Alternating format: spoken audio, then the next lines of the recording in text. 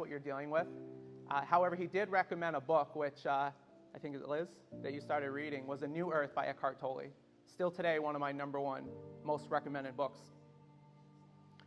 And I started reading that book and I saw a way out. Previously to that read, I harbored a lot of anger inside of me that I wasn't fond of. I had a severe trigger of anger that I just did not like. There is a benefit to our defenses when we need to protect. When we're not in a state of survival, there is a benefit to thriving. Okay? So if you are in a dangerous environment, then don't listen to me. Most of us, though, are not. What doesn't heal gets passed on. Everyone gets older, and all of a sudden you start realizing, oh, I'm just like my parents. Yeah, because we come into this world as a possibility. We don't have an identity developed. This identity gets constructed heavily from our primary caregivers and who we're closest to. It's who we pick up on. It's how our prefrontal cortex develops our sense of self. And yes, there's some biology in there as well. And we're not restricted to just being that. Right? So we all have these high impact moments in our lives, or key experiences that shape us, that keep us in a cycle that we can't get out of.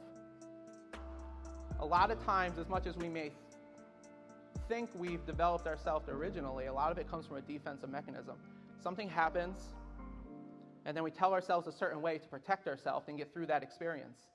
And that way of being becomes what takes over us. We've heard a lot about presence.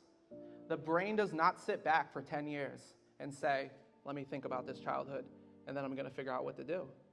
It doesn't do that. Everything happens in a moment. It's the only thing that's real.